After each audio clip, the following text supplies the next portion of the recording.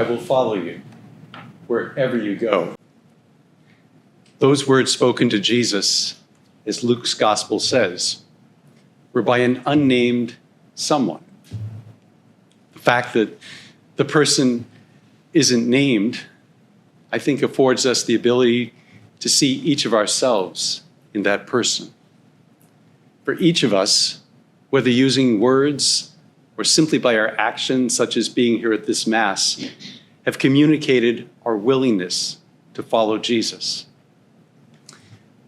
But as we all know, this is a lot easier in church or seminary or on retreat than once we walk out the doors into the other realities and responsibilities of the world.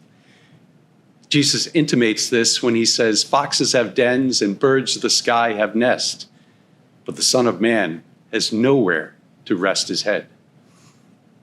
But he doesn't stop there. He says to another person, "Follow me." Jesus is very upfront about the challenges, but at the same time offers an invitation that contains hope if we choose to travel with him. And yet, we can be like the men who sought to place conditions on following Jesus. The two men, by our standards, they had reasonable requests to attend to first: burying a father or saying goodbye to family. But my suspicion is that Jesus, who is all-knowing, saw beneath these requests. He saw into their hearts, and he knew that they were not ready to follow. And these were merely excuses to delay making a commitment.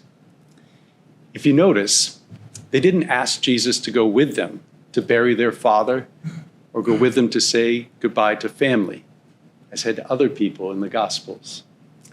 So I think the question for us is, how do we let go and take the leap of faith in following Jesus each day?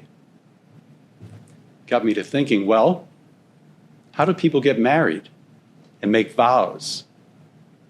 How do priests or religious make vows or promises? How do lay people, religious and priests, choose to serve as missionaries? Or how do people like Father Peyton's nieces that Andrew and I saw this week choose to leave good jobs and return home to care for their elderly mother?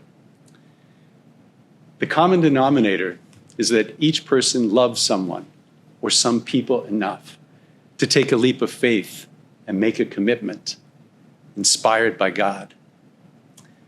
As I was writing this homily, I remembered a hymn titled, "Eyes Not Seen." And so, of course, I had to look it up on YouTube and was pleasantly surprised to hear it sung by the University of Notre Dame Folk Choir. If you haven't heard it, it is a beautiful and a moving reminder of what it takes to follow Jesus. And it combines a sense of being able to trust that God will lead us in his loving way. And yet it acknowledges prayerfully that we need God to reveal his wisdom and his love. If you can, look it up. Listen to that hymn. Let it remind you about whatever it is that you need to let go of to follow Jesus more fully, but also what you need to ask from God to go with him each day, wherever he leads.